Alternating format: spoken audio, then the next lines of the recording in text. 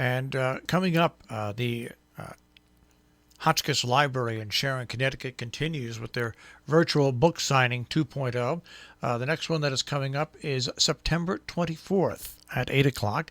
It's a conversation with Maxine Paetro, who is the co-author with James Patterson of the Women's Murder Club series. And I have to tell you that I first became aware of Mr. Patterson when he started advertising on TV. I think one of the first authors really to do that.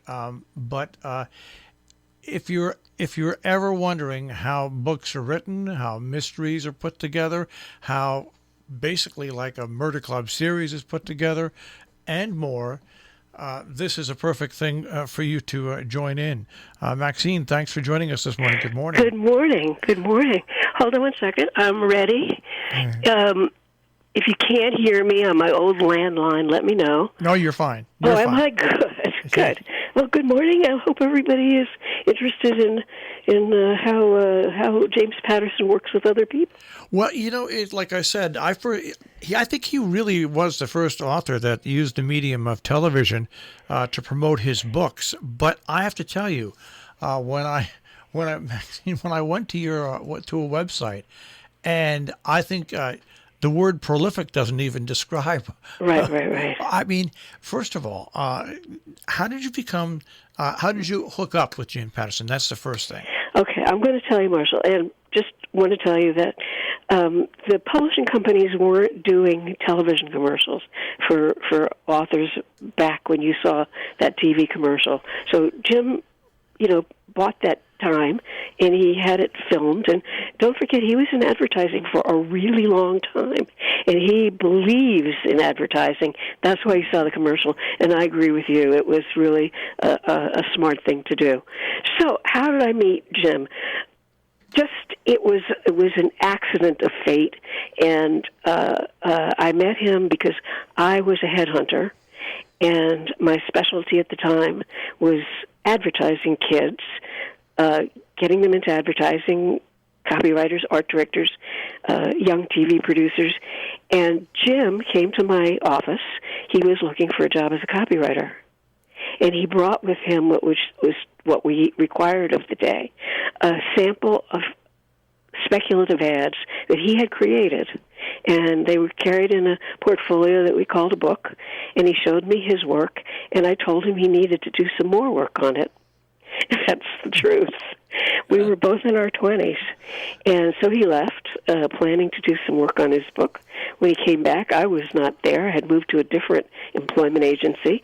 And he got his first job at J. Walter Thompson, and it was the largest ad agency in the world. That's not a bad place to get your first job. Yeah. Well, he did all the beginning stuff.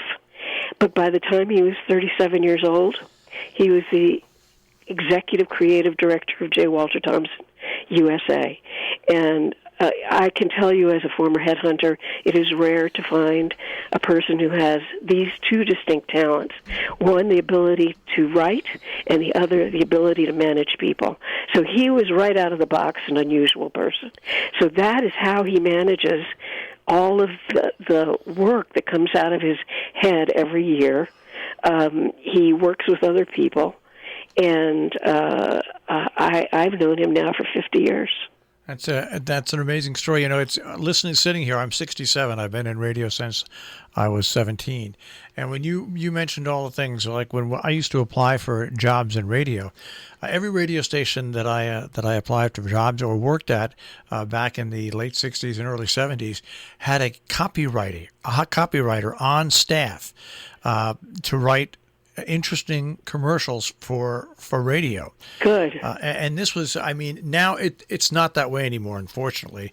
Things have changed in the broadcast industry where those standards are no longer being set. But that's one thing I think, and I'm going to talk to you about right now, about I think the book industry, authors, writers, editors, editing in newspapers and stuff has gone down. But I am amazed because to produce a book, first of all, to get the idea, then to bring the characters in, then the backstories in, and then to write the book is enormous enough. But then to get that book out and be successful is a whole different plane, which really makes being an author and a successful author not an easy thing to do.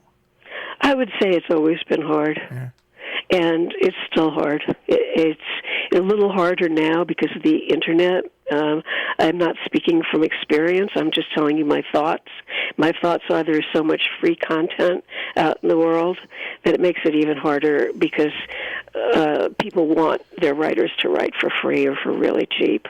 Now, that's not the case with writers like James Patterson and Michael Connolly and John Grisham and people like that who've been writing for years and years because, first of all, they know their trade, and secondly, because they sell.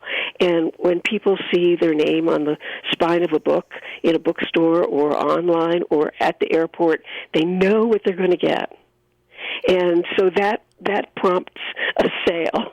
And in the case of Patterson, he sold 350 million books.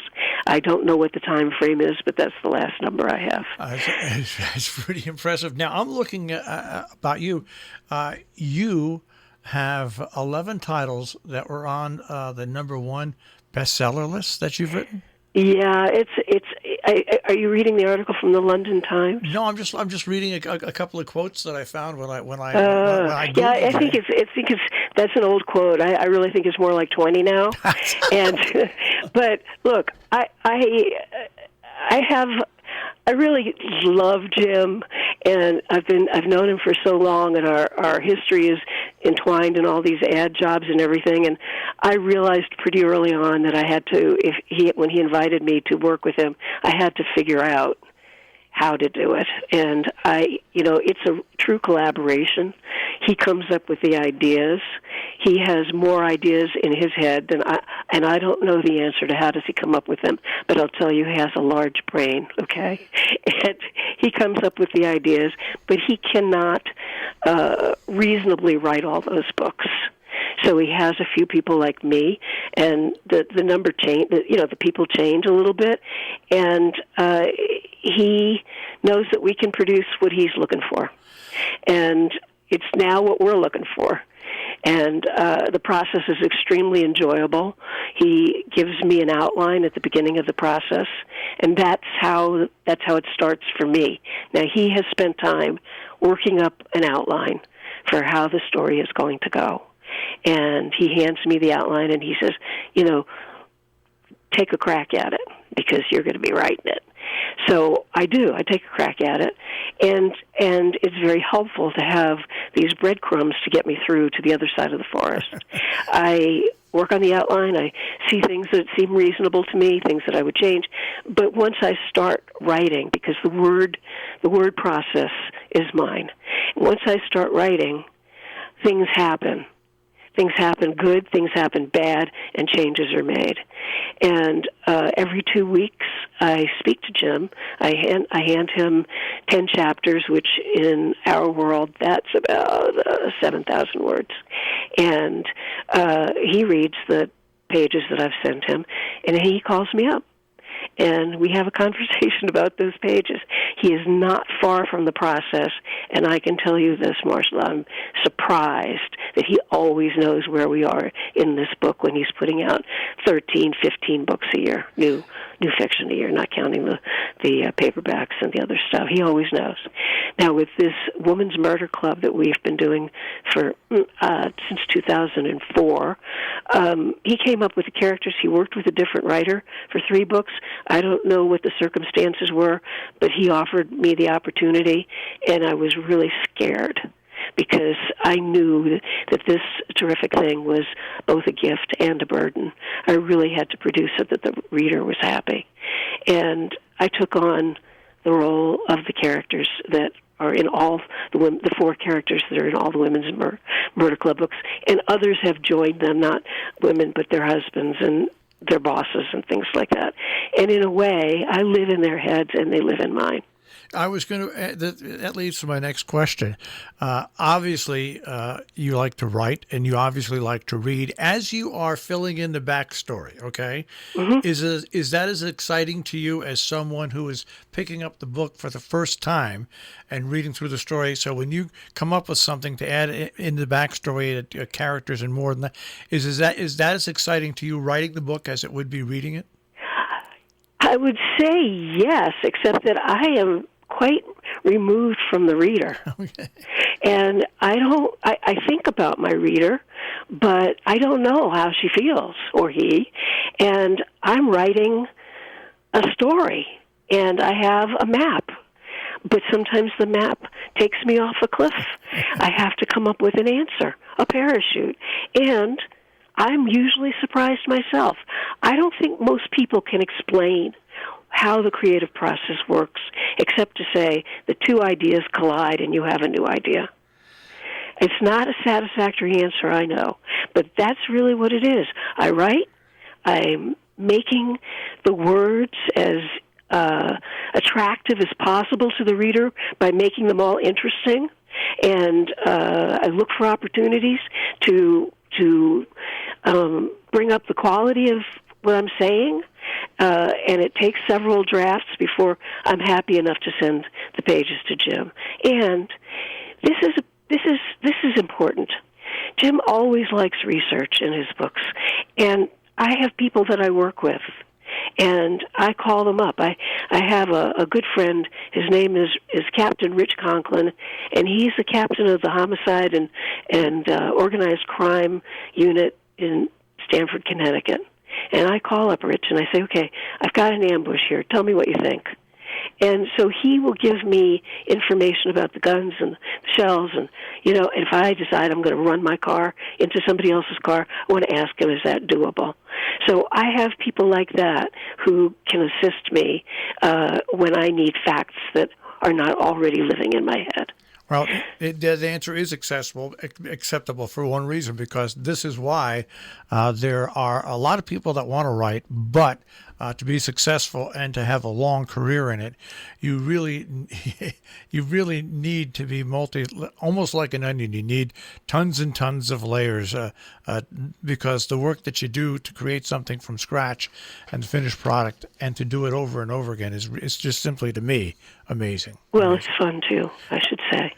If you folks have any questions or want to go to this Zoom event, the virtual book signing, the conversation with Maxine Paetro is coming up at the Hotchkiss Library on September 24th at 7 p.m. You can get more details how you join in at thehotchkisslibrary.org, thehotchkisslibrary.org. So, I mean, this sounds like we only have about a minute or so left. But your career sounds to me like it's just like it's one of those rivers that keeps on flowing. I mean, do you ever look where you are now and where you started and wonder, okay, I've been doing this for a while. Where does this all lead? Well, yes, I do sometimes, because I'm 74. And as I said, when I met Jim, I was in my 20s, and so was he. And he's about 8 months younger than I am. To make it brief, I wrote books before I started working with Jim, and I was never trained as a writer, but I was told that I had a gift for it. So I just really had to change streams in order to start killing people. And I tell people that I murder people for a living. But Jim has told me, as long as I wish to write the Women's Murder Club, it's mine. I've written many other books in other series of his, but I'm at home with the girls, as we call them, and I hope to write them for, who knows, end of time. All right. Well, this is, once again, September 24th, Hotchkiss Library Zoom. More information, hotchkisslibrary.org. And I will actually be there. All right. And Maxine, keep up the good work. It's Thank you. been fun to talk to you, and we hope to see a lot of people join in at the Hotchkiss Library at this virtual book signing. Thank you very much, Maxine. And thank you. You take care. All right, take care. Bye-bye. Once again, more information on this is available at hotchkisslibrary.org on the web.